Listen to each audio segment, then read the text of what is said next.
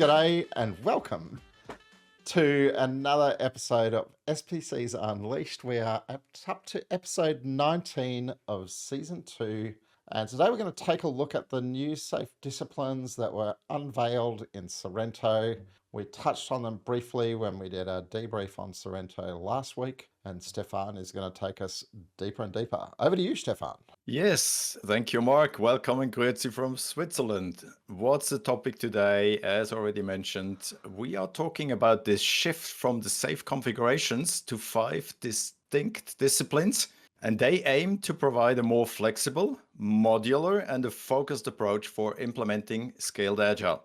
So each of these disciplines will address a critical aspect of achieving business agility, which is still the overarching goal, allowing organizations to adopt and adapt safe practices more effectively based on their, and this is probably important, and you know us by now, specific context and needs. It's always contextual.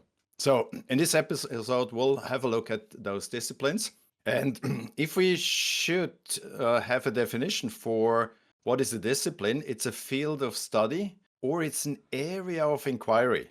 And I find this really fascinating, right? It's you study something, you inquire something, it's not a given. And then you have a deep dive into what are the established methods, theories, and principles. So what are these disciplines? We have 5 of them, and let me move on our preparation part on the Miro board to the 5 safe disciplines. Let's start with some basic discipline, leadership and culture, followed by team and technical agility. Sounds familiar. And then what has been named Agile Product Delivery is now Product Development Flow. So developing stuff and having a good established flow. And sometimes even scaling up into large solution integration and delivery. So we're talking about huge systems, large systems, cyber-physical systems. And to have a good coordination of the different value streams, we for sure have to talk about lean portfolio management. If you dive on the SAFE website in some of those disciplines, what you will find is at the beginning of each discipline, you do have an overview, which is really helpful to give you a first starting point and an overview. Underneath, you always find a set of competencies. And at the moment, those competencies who are in blue are already compiled, are already in a good state. And the gray ones are those that will be targeted in the next few days, weeks, and months to be filled with some content. And if you go through those different disciplines, you do have an overview for large solution integration and delivery and the core competencies related to. You do have the product development flow, team and technical agility, and finally leadership and culture. And here comes my first question to my mates. If you had a look at those pictures, was there a surprise? Was there something that clings to your passion when it comes to disciplines? Who's taking the talking stick? So one thing that is cool, 80% of those pictures are clickable. So 4 or 5 disciplines have a clickable overview. That's something really cool, not a surprise because we knew it. But I think if I'm doing an LPM training, a lean portfolio training, now I have a better picture explaining it and click through it, and I have a cool story. And I remember I've showed Rebecca in Sorrento that I have a similar picture created for myself, and now it's quite adequate what Safe is doing. So it's a really cool thing. But my surprise was a different one. So when I did the preparation for this podcast, by the way, today was for me show week. I've seen so many shows this week by the children, by official shows, that had much spare time to read in between because we were always first, having a good place to stand or to sit or whatever. And then I had time, hours, free time. So I started reading really in depth, and was really cool to see that's a nice lightweight style of writing. And it was so easy to understand as a non-native English-speaking person. So language and content was much more easier to understand. I think it's a sign of the simplification things I did last year, sorry. It was really easy and light to understand and read. It was really cool. So I'm going to pick up on that. And I think I resonate with a lot of what you said, Niko. I love the storytelling. And, I mentioned this last week, but that notion that says, hey, how does lean portfolio management work? Or how do I think about the big picture of product development flow? You can now sit and you can see a connected story. And one of the things that, I remember chatting to Rebecca about a lot when I was working with her while she was doing this creation was this idea of, when somebody looks at the big picture, when they go to SAFe to go, I'm looking for something, for some help, for some advice, for some guidance, different people see themselves different ways. And that's going to say, naturally, if I'm this person, this is going to be where I want to look. And I think the discipline names guide you there, and then the disciplines can tell a story that is meaningful to you. So I love the storytelling, and I love the way that they can help people find their way to the knowledge that they need in the moment. Yeah, let me pick up the storytelling. I like disciplines for a few reasons. Disciplines in sport, disciplines in your trade, in your professional life, they create focus, right? And now we have a picture creating focus, but still I'm able, as you said, Niko, to click on certain parts and then go into study mode, inquiry mode, finding out what's behind there. Does it resonate with my context? And what I really like, if I go through all the disciplines, they really work because they're based on principles. The principles are still there, and I can feel that. And this shift, this is really huge. So yeah, let's dive into a few questions and let's talk about, now we have those disciplines. We have to study them. We have to have a look at them. And let me be picky a little bit. How can organizations now avoid creating new silos? Because now we shift from configurations to disciplines. That could lead to a situation where people just pick something they are familiar with or comfortable with. But we still have to ensure that we have a holistic value delivery, because that's the primary focus. So how would you deal with this challenge? Who would like to start? Niko, why don't you go? Yeah. I think I'm picking yours. in one of the last episodes, I said if I had a magic wand, I would like to have a problem mapping to what can we do with it, and not seeing SAFe as the miracle of everything, and we have to do everything. And to be honest, if they are silos, I love them because let's say there are some kind of specialization areas or areas you don't need. In the framework we're having now, I really always see big companies saying, I'm big, I need full SAFe, so I have to do everything. So now having silos, if you call them silos, let's call them disciplines, makes it easier to say, I have a problem in this area, let's focus and go there. It's much more a decoupled architecture, in my opinion, and you don't need to understand everything, you just specialize in it. And if you're asking how can you help not to have to create silos out of it, I think it's a responsibility of the LACE to have all the experts together. So it's okay having a portfolio expert being the master, or experts being the master in this discipline, but the LACE is the one who's changing the company. So they should be the glue between the disciplines, sorry, not competencies, between the disciplines. So it's completely okay for me, and the LACE should do a great work. I think for me, and probably sticking in that problem solving mode, right? The disciplines are about problem solving, they're about evolution. They're a way to navigate to knowledge. Different people love to find their knowledge different ways. And if you look back to when SAFe began, there was an assumption that said, well, some people like to read a book. You could read Agile Software Requirements. So it's fundamentally how I learned SAFe the first time. Or you could go and you can click around on a picture and the picture would take you to guidance.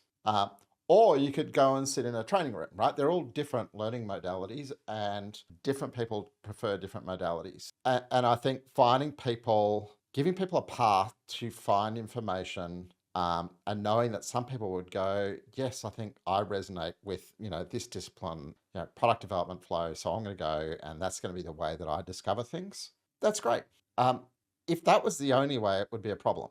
And I think that's, for me, it's giving people optionality of their preferred paths to find information. And we all love these new clickable mini big pictures, but to be truthful, I think Gen Z is probably not going to find information by clicking around on a clickable picture.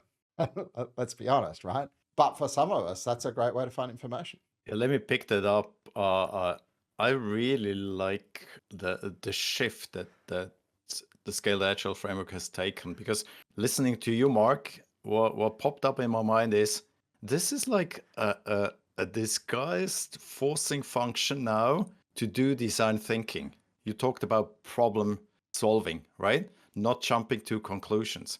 And if you look carefully at those competencies, it always starts with there is a certain business context. There might be, or there is a challenge.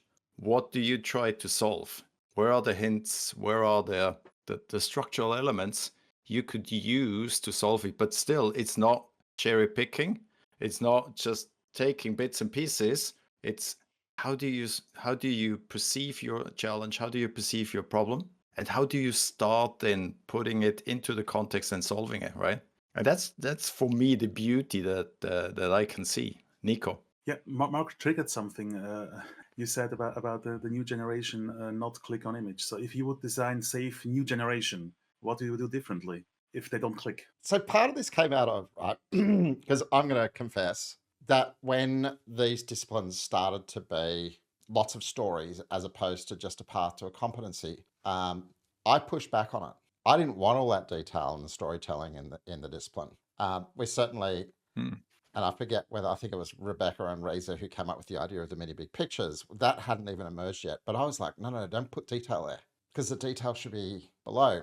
And we had some huge debates, and the argument was there are some people who really value seeing that. But if I think about, and maybe it's just I'm geeking out on AI really hard at the moment on this deep dive into agentic systems and training custom agents and automation. When I look and when I was reviewing the latest versions of the discipline prepping for this show, I was thinking about how they're organized to train a agent to help somebody navigate the ecosystem, because I don't think people are going to go and click on a picture. I think people are going to do what most of us do every day now, which is we ask our ChatGPT or our custom agents or our co-pilots questions. I'm struggling with this, or in the case when I'm developing code, I've got a screenshot of an error message. Give me an answer. And then if I look at some of the YouTubers, they're not even typing because they're running with a voice agent, and they're just speaking to their voice agent. It's like, what should I do about X? And so how do you structure your knowledge? I think for a modern person is structure your knowledge to go, I'm going to be able to be taken with laser-like clarity to the information and the guidance that SAFe has to offer me in my particular context and situation. And that kind of, I'm going to click on hyperlinks, and isn't it cool that those hyperlinks are organized into a diagram? People who do that are going to betray themselves as being old like us. Oh, Yeah, and I good or think, bad? Mark, you just set the springboard for my next kind of question or challenge. I think we're talking to SPCs and change agents who are really in a context, and now considering this evolution from the configurations to dedicated disciplines. We already tackled it a little bit, what our challenge is, but more what are opportunities in now going into tailoring mode, instead of having, there's a configuration, we have to do that. And behind my question is, I'm looking for a coherence of the framework's core principles, core values, etc. So if we go into this shift now, what does that mean for you guys, and how could that be used as an SPC, as a change agent? Niko, I just ranted about AIs. Why don't you take first crack at this? I'm all ears. I thought you want to start because your card is much more closer to the question. So, okay, now my card is closer. Thank you so much. So I think what changed for me is how to say it, not nicely, how to say it easier that people can understand it. Until now, it felt a little bit mechanic, the SAFe framework. Even it wasn't, but when I listen to other coaches, to other SPCs, is always you have to install this. So like it is a system you have to upgrade. And with the disciplines, it feels for me going to a more human direction. It's an organism I have to take care of. I have to treat this organism that it changes in a direction that loses weight, or when I go more lean, or that orchestrates better. So I think what changes for SPC, or I hope it goes in this direction, even if the roots are from IT and very technological, I hope we're going in a direction where we see we have living organizations, and changing them is not just install something or dress them differently. I think this is one of the big differences I'm seeing, or I'm hallucinating. I don't know. You talked about AI. Maybe I'm hallucinating. But it's about when I read the things, I see much more of my systemic coaching in it. And I hope more coaching, more change management aspects will come there. And it's not just I install something. Listening to you, Niko, I hear that there's a huge step from crawling to now walking, even running, right? If you say systemic coaching, could you a little bit elaborate on that as well? Let's open that bucket of it's problem solving, analyzing, understanding the problem space, having the backlog items, but then it's solution time, right? Exactly. Or what do you And say? And for me, the most important part is that that there is no real truth. So you make true sense making out of it. So you will never be able to map to through or to say that's right. And now you have the chance to say, if I take this lens, I think this is a way I want to go. If I take the other lens, I go somewhere else. So systemic is absolutely correct what we are saying. But for me, it's also the part of nothing is really true. It's what you make out of it. Does it make sense what I'm saying, or it sounded like taking too many drugs in the in the party week? Of course. Nothing is true, Mark. Niko. Nothing is true. Look, I think the configurations had their day, right? They came into being for a particular purpose, and part of that purpose was, the reality that SAFe, as people have applied it to bigger and more complex problems, it necessarily became more complex, and they had to have some way of managing the potential complexity so people didn't drown. And I remember, right, when the whole idea of essential SAFe came up, it came up in a breakout at an open space at a SAFe leadership retreat. And we had this whole afternoon of a bunch of us passionately arguing about, if you took everything out of the big picture until you were left with the bare essentials, and if SAFe was going to help you, what did those bare essentials have to look like? And it was great because it gave you that idea of, if you don't do this, nothing's going to work for you, but here's some other things. But the world's moved on. And I think this new world now with the disciplines is to say, well, the big picture, that's core SAFe. And, I've heard Rebecca, I've heard various members of the framework team use this concept of core SAFe lots and lots and lots recently, right? This is the basics, right? These are the things that have to glue together because that's kind of the essential system. And if you look at it and you go, well, I get the basics, and maybe there's a point in your life where you go, well, I've got the basics and it's not working, or I've got the basics and I want to go beyond the basics. The disciplines give you a place to explore for that. We thought we followed the big picture, but we're struggling with this. Maybe the disciplines can lead me towards some guidance, right?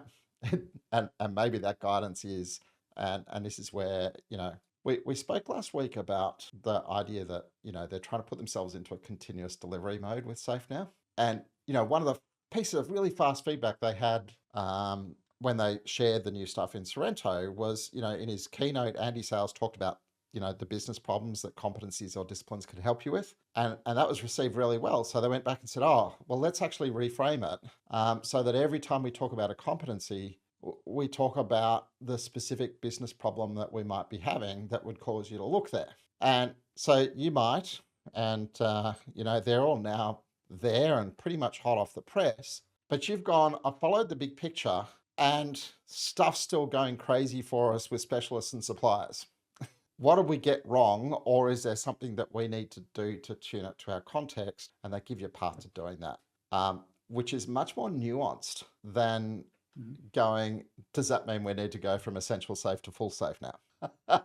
That's a cool point of view. Cool. Yeah, it's a different approach. And listening to you, Mark, one can sense you've been one of the main contributors from the back of the room when it came to those disciplines.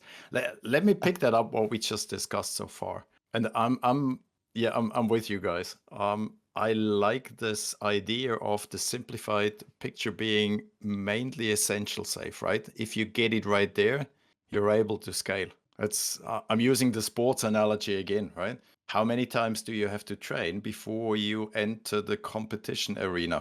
How many times in real life we just attend a course and immediately we enter the arena and we probably fail big time. I've been there. I've done that, sadly. But how to get smarter. And that's, again, why I like the disciplines. It probably helps me become a better change agent by preparing well, by understanding what is the discipline, what is it used for, and how can I apply it to the context I'm in.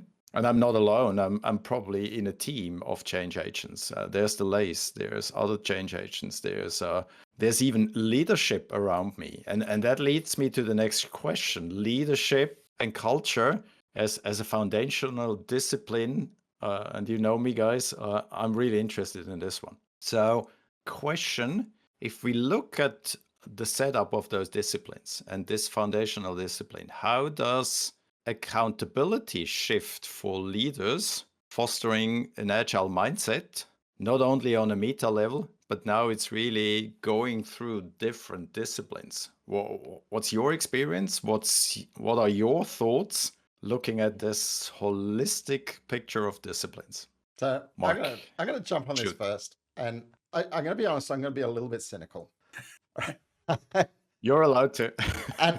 and before I'm cynical, I'm going to be positive, right? If I wind the clock back to when SAFe began, I thought one of the things that was really powerful about SAFe in its early days was we had a course, it was called Leading SAFe, and it was constructed in a fashion that says, this is how we can convince senior leaders to get in a room and learn about Lean and Agile. Right? It was a real differentiator to it because you had some training material that actually taught leaders about the core concepts, and so you could get leaders on the journey. That was great.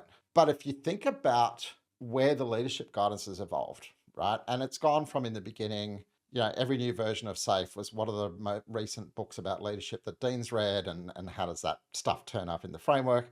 There's now a lot more self-authored stuff about leadership in the framework. It's leaning into culture and leadership style and a lot more than just you should know Lean and Agile. But I personally don't know that senior leadership and teaching senior leaders to be better senior leaders is SAFe strong suit. I think if an enterprise wants better leaders, then they're probably going to look somewhere other than SAFe. They're going to bring in experts who really know this stuff and are renowned for the way that they develop leadership culture in other organizations. And so when I look at the leadership discipline, I'm personally kind of torn because I look at it and I go, well, this is all great, but SAFe is good when it provides people with kind of playbooks, right? Stuff that they can teach SPCs to execute on. This notion of we can come in and we can build your senior leaders to be better senior leaders, and we can equip SPCs to take them on that journey.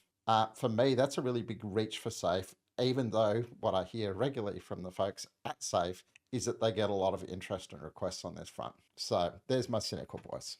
Niko, take us into more positive territory. Oh, it's not so cynical. I remember during COVID, I did a lot of trainings with different trainers. We mixed around a lot. And one of my colleagues, she's a psychologist. She's not from a technical environment. She studied psychology and was psychologist before she becomes SPCT.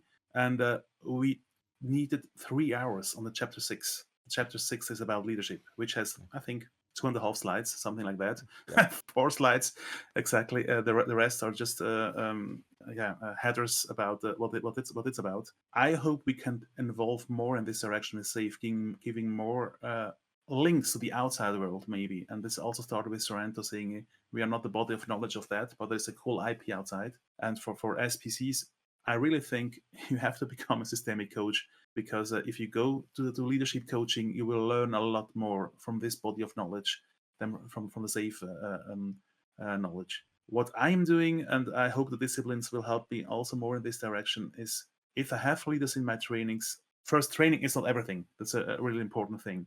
But if I have leaders in my training, I change the training so that they are able to understand things. If you remember, there was once a video in the trainings, the reverse bicycle, where the guy is saying knowledge is not understanding. And in German, you can use 2 nice words. One is verstanden, is the knowledge. And the other thing is begreifen, and greifen has touching in it. So you have to touch to understand it. So doing a lot of more exercises than it's in the script, and then you have to find out what to skip because it's really a hard rate of slides per minute when you're teaching SAFe. But now I think I drifted completely away from the question. What's in for leadership good. in this dimension? No, Yeah. it's really good. So let's stay within this area of leadership and culture, right? It for me it has a much more broader organizational responsibility. And Mark, you said okay, probably some or a certain percentage of change agents and SPCs won't feel comfortable train, teach, interact with senior management. Doesn't that mean we have to leave our paddock and graze somewhere else before we come back and would be able to really foster good leadership? Because that's the mission we have as a change agent. I think my response, and I've kind of been down this path with a few clients over the years, is it doesn't matter. Like you as a coach, you can become good at working with senior leaders. And all of us have spent a lot of time working with senior leaders in a coaching role over the last however many years. But most organizations have systems in place about how they're growing their executive leadership capabilities, right? They're bringing in outside experts, and those outside experts are running programs. And those outside experts are like world authorities on leadership. If you can go and you can tap in and go, hey, who have you got working on your executive leadership development at the moment? And can I go and have a talk to them and understand what system they're running, what message they're promoting, and how we can start to join some connections between what SAFe is talking about from a leadership perspective and what they're talking about. And whether it's they're referring to SAFe or whether you're in the room and you're referring to them and saying, let me help you to draw a connection between this idea that SAFe's recommending and what's happening in your leadership development program at the moment. Right, rather than feeling like you've got to take the whole ownership on of it. Because don't get me wrong. Agreed. If you haven't got your leadership bought in and exhibiting that stuff, SAFe is not going to work for you sustainably. Of course. Niko. For what we are saying, Mark, there is a picture. If you go to the leadership and culture picture, there's a picture for it. And if you take a closer look at this picture, it doesn't look like SAFe. So everything else is clickable. Everything else has names we know, roles we know. But this picture looks completely different. Cool content, important content, but it really doesn't look like SAFe. And that's why I think whatever you said, Mark, is supported by this picture. You have to go somewhere else and take this information until it's not more consistent. But I think we should take a bridge to other frameworks, other body of knowledges exactly in this discipline. And I completely agree with you. So when I go to big companies, and we had once the leadership training, if you remember, I already forgot, leading the digital age. In big companies, they always said, we have this already, but differently and with other people. And in small company, it would be nice to have it, but in the beginning, it wasn't allowed for small companies. It was only allowed for big, safe enterprises. So it was really interesting to see this. And Stephan, when you gave this question, it was really a hard one for me because I had so many ideas what to say. And at the end, I asked AI how to summarize my thoughts. I really had one A4 paper with thoughts, and he came out really with a cool statement. He or she, whatever AI is, wrote me back, leaders either live the change or they limited it. And it's a really nice quote, and we have no name for it. So let's say my grandma told me, leaders either live the change or they limit it. It's interesting listening to you guys. And let me summarize from my perspective. I think, and that's the experience I gained over the last few years, is that elements like the LACE, the Value Management Office, have a huge potential to facilitate, to moderate, to really bring in those different aspects that you mentioned. Like, okay, there's already leadership training. How do we connect? How do we rub shoulders to have a seamless red thread, again, from the strategy through the portfolio into the trenches where strategy is executed, right? So leadership, great thing. And I think, yes, the foundational discipline, as you said, Niko, gives us a lot of hints, a lot of direction, also a lot of guidance, how to tap into this not so easy and not so manageable discipline, right? It's not only leadership, it's culture. And if we think about culture, I always tell people culture is not something hanging on the wall on a poster. It's the sum of our behaviors. If we can't exemplify, it's probably, as you said, Niko, it's nothing. You either live it or it's not exist. Let's move to our famous jiggles. And Niko, what the heck did you think when you came up with that jiggle? Imagine the disciplines are a new brand of running shoes. What is the slogan? I really had to think hard. So, Mark or Niko? I reckon, Stefan, you need to go first this time. You made a great graphic, and I'm going to stick it on the screen, and you're going to tell us about it. Yeah, okay. I did a bit of research, a little bit of AI, and the amalgamation came back with a picture, scale your stride. And just a slogan. That's what Niko was asking for, right? And probably Mark's slogan is even more revealing and probably underpinning why I came up with scale your stride. Mark. I have to confess, I cheated because I looked at yours and I went, "Oh, you're raising the bar here." Okay, thank you. So I wound up with you walked, we learned, now run. Cool. Awesome. I love your answers each time. So it's really, it's always one of the highlights for me from the episodes. I just changed my slogan. I had an old one and now I have a new one. So if you go to the current save, sometimes it feels like a one shoe that fits them all. Okay, you can configure it a little bit, but it's still one shoe that fits them all. And now it goes to the right shoe for the right occasion. Sounds interesting. Any further thoughts regarding our jiggles, gents? Thanks for a fun one. LinkedIn I posted to LinkedIn if somebody has better slogans, feel free to add them. Oh, that would Sorry, be fun. Mark. I was actually Perfect. tempted when I was making the event post for this to go, you know what? I'm not even going to do details what we're going to talk about. I'm just going to put the jiggle question for the week and see if people can give more creative answers than us. Maybe I'll do that next week. Yeah, good idea. Let's pick that up. Okay. So let's move on. One important discipline is product development flow. And we all are aware the world is getting more complex. It's much more uncertainty. And still, we should have a user-centric design. And as SAFe is now really exemplifying, having rapid iterations, learning fast, even after a SAFe summit, changing your articles, right? And sometimes you are also in a highly regulated or even in a hardware dependent environment, which creates much more challenges. So, what are your thoughts? What are your feelings about the discipline product development flow? Let's start with Niko. Cool. When I read it the first time, I think, oh, there's some things missing, like pricing, for instance, and not only marketing and usability, because I'm coming also from the UX part. It was the minor in my major. No, it was the minor in my computer science master. And when I read it, I thought, oh, there is one circle missing or one path missing. It's also about pricing. What I really love is the whole feedback thing, because feedback is also very important in regular environments. I usually have clients from this environment saying, so, oh yeah, nice stories you're telling, but we are special. We are in a highly regulated environment. We have to do it exactly this way. And I always ask, so how do you know what exactly is written there?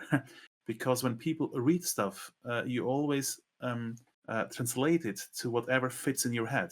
And that's why Mark has a different model of the requirements than I have. And if we don't make little steps and show it what we have in our heads, we will end up 2 years later having two different things. Mark asks something from me, I think I understood because it's regulatory environment. Then I show it to him and he's completely so, no, it was from the regulator, they meant something else. Yeah, but it's written there. Yeah, but you can read it this way. So feedback is also really important in every environment you are. That please never say out in the audience, never say, oh, I'm from a special environment. I know what I have to do, so I don't need this competency because everything is clear. Nothing is clear. So I want to jump in perhaps just a little bit on the back of that. It was an interesting question because of all the competencies, probably the one that I felt most passionate about, disciplines, the one I felt most passionate about when it was under development was actually product development flow. And I think if you think about any learning journey, where you start is not necessarily where you end. And I think the framework's job or SAFE's job is to go, we can help you find a good place to start that's likely to lead you to the place that you're looking to end. And you might start a journey of exploration in one discipline and wind up in a completely different discipline. Because, should the product development flow discipline be the place that I talk about hardware engineering techniques that enable you to achieve iterative implementation and fast feedback? Probably not. Product development flow discipline should be where I say, it doesn't matter whether you're looking for, whether you're building hardware or you're in a highly regulated environment or, you're a software startup, you need to find a way to get fast feedback. Oh, you need fast feedback in the hardware environment? We've got some good advice for you over in Team and Technical Agility about hardware engineering techniques that can help you to achieve that. Right? Because the person who's looked at product development flow is probably a product manager who doesn't know how to do hardware design, right? But they've gone, oh, we need to get fast feedback and we need to do iterative development. And they're going to go and they're going to talk to their engineering folks and go, how on earth do we do that?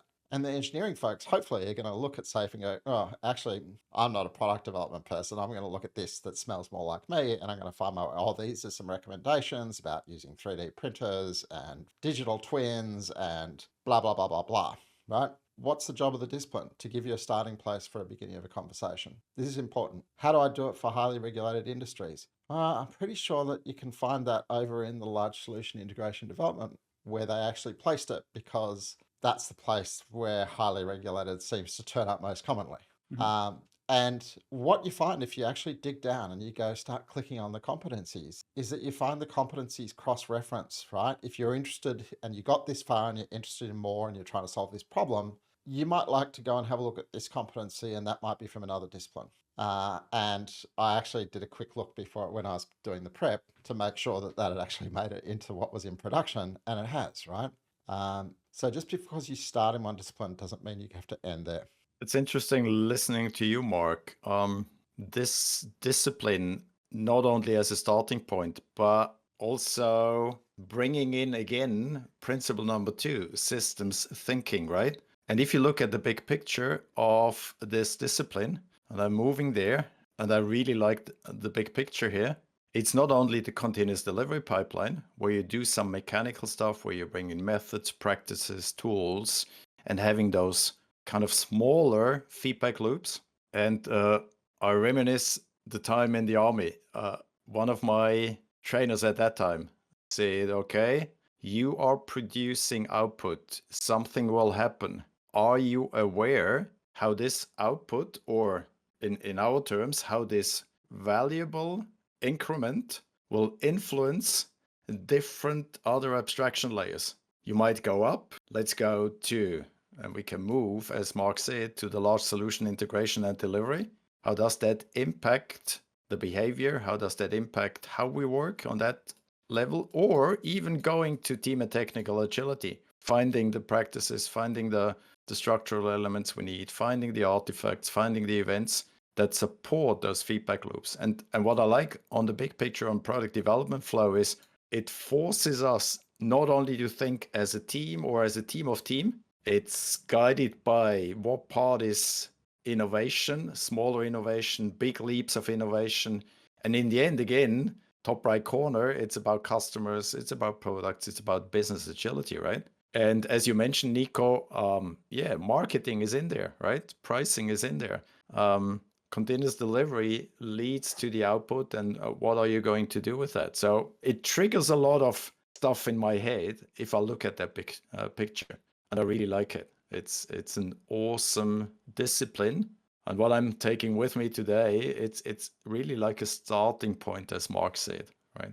Any additional thoughts about product development flow, guys? Maybe just, I'm really looking forward to see more. So one thing that was special, you asked in the beginning about surprise and special moments. For me this week, one special moment was Rebecca chatting the whole time, how they are changing, progressing, and rewriting and writing and continue writing. And what's really cool to see this energy and feel this energy. I don't think we put some pressure on it and saying we have an episode, you have to do more work or finish or whatever. But I think every day we got an update what changed, and that was really cool to see this continuous delivery pipeline. And sorry, Rebecca, I even wasn't able to read everything or finish the new things because time zone things in between and too many shows I had to watch. But it was really cool to see progressing and changing and more and more and more. So I think cool thing. I'm going to just add, and maybe just geeking out on the product development thing a little bit, is that I think the more I talk to Rebecca these days, the more that she sounds like a product manager instead of a methodologist.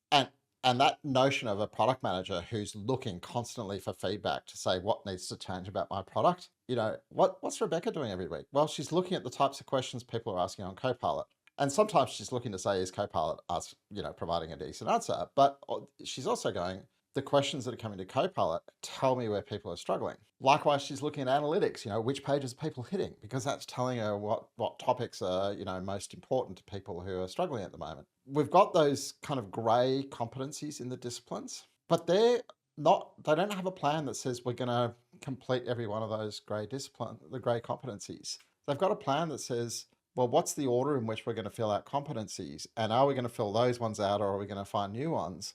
Well, that's going to be based on the energy that we feel from people going, this is where I need more guidance, or, I don't necessarily think safe's the place I look for that particular guidance. And so getting themselves into this fast feedback, tuning the framework based on what their customers are giving them data about, it's a lot more than just going to voice of the customer sessions once every 6 months these days. Not that that was all that they ever did, but wow, the data that they're looking at is huge. So Thank you, Mark, for this insight. Sorry, thank you for this insights. It's cool. Really insightful.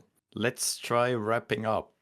We're talking about change agents, SPCs. If you look at the implementation roadmap, and after 4 days of implementing Safe course, the head is full. There's a lot to do. There's a wide range of activities and to-dos regarding an effective enterprise-wide agile transformation. What does that mean for SPCs? So if we look holistically at those disciplines again and picking up the challenges for change agents, what does that mean for understanding the role? Is there something changing? Is it still the same responsibility wheel as an SPC? What does that mean for skills or skill sets required to contribute to the transformation? I love this question, Stephan. I really love this question. And I have a hypothesis, and I hope it goes in this direction. I'm a very visual guy with my thinking. So whenever I say something or hear something, there's a really firework in my head and I see pictures. And with the new pictures and disciplines on the bottom, for me, when I'm an SPC, it changes the following. Before I was a safe program consultant, or now I'm a safe practice consultant. And when I looked at the current or the picture before the simplified version, it looked like I'm a consultant of this. All the core competencies being there. So I have to consult everything. And after 4 days training, I'm now fully forged, and now I am a consultant of this. Could be one way of reading it. And if I go now to the new picture, I just see the picture, and that's what I have to consult. And below, I have some add-ons. I can dive in and become better and better. So I think now when I read the picture, I'm not obliged to do the full-blown thing. I just should be able to consult on this simplified big picture. And then if I want to coach and go deeper in the framework, in the disciplines, now I can choose. Am I able to do this? Do I really want to go to leadership coaching? Do I want to go, or leadership development and cultural development? Do I want to go to the portfolio area? It's now a choice. And before it looks like, no, that's a boat, and the core competencies are like the eyes of the boat. You look out, so you have to teach the full boat. And now it's just some extra boats I can jump on and use them and end up with a different boat. That's a lovely picture. So I'm going to go from boats to donuts. Delicious. I like it. So I've always, like, Agile's a team sport. And I think when you look at a LACE or a coaching team, it should be a cross-functional team. Safe has never really stuck hard on this metaphor, but, I learned it in my other Agile days, and I've always used it. You've got I-shaped people, T-shaped people, F-shaped people, E-shaped people, and donuts. And T-shaped. So what was an I-shaped person? It was a deep specialist. A T-shaped person was a generalizing specialist. And arguably most people said, what you want is teams full of generalizing specialists.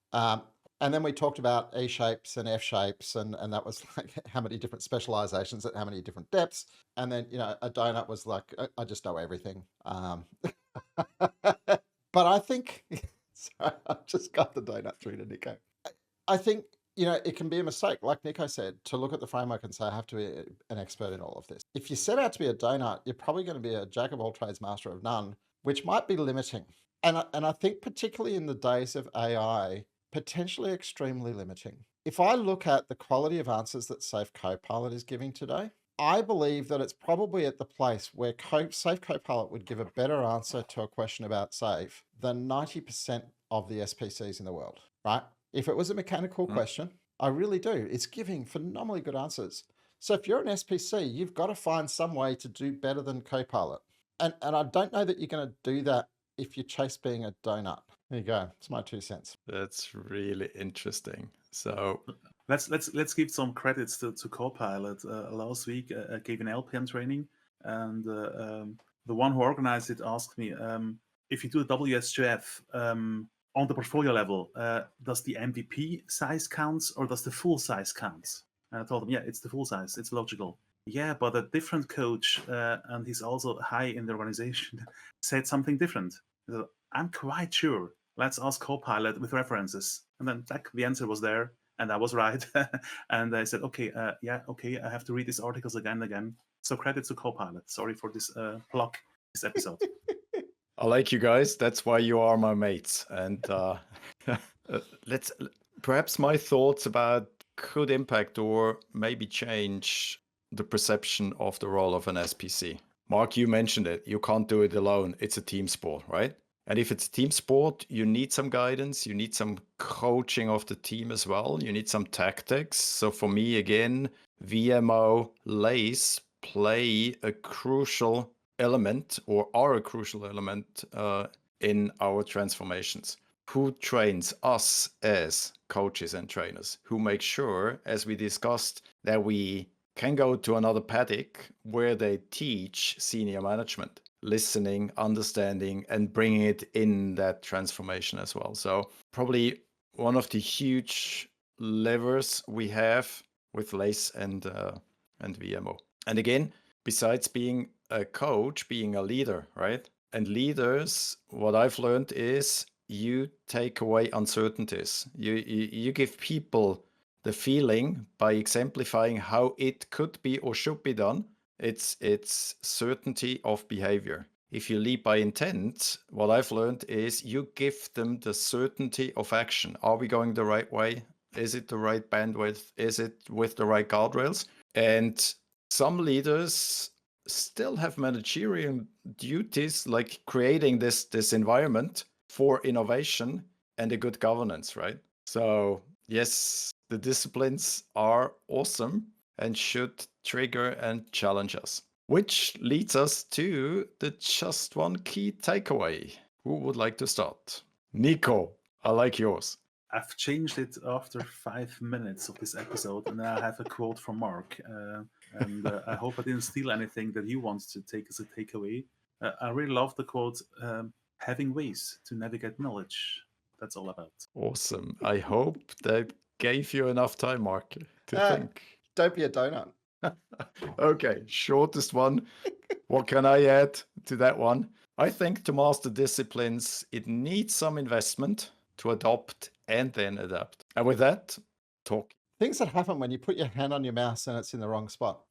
So in the continuing world of us having slight technical glitches due to my inattention, that is a wrap. And we are going to be back for our next episode, and we're going to be talking about portfolios. And I'm the host of it, and I'm not quite sure exactly what we're going to talk about, but it's definitely going to be portfolios.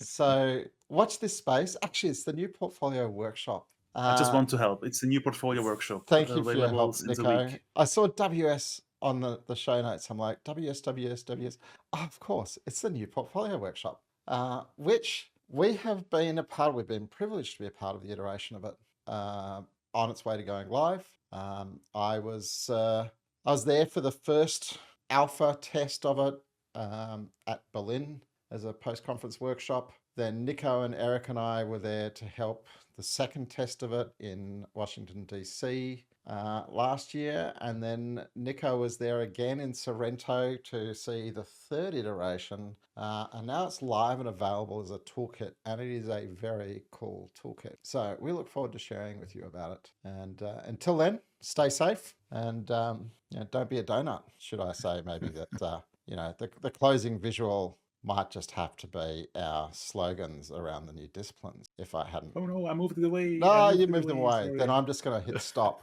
before we embarrass ourselves any further. I'm sorry. No. Let me fix it. So there it is. So There we are.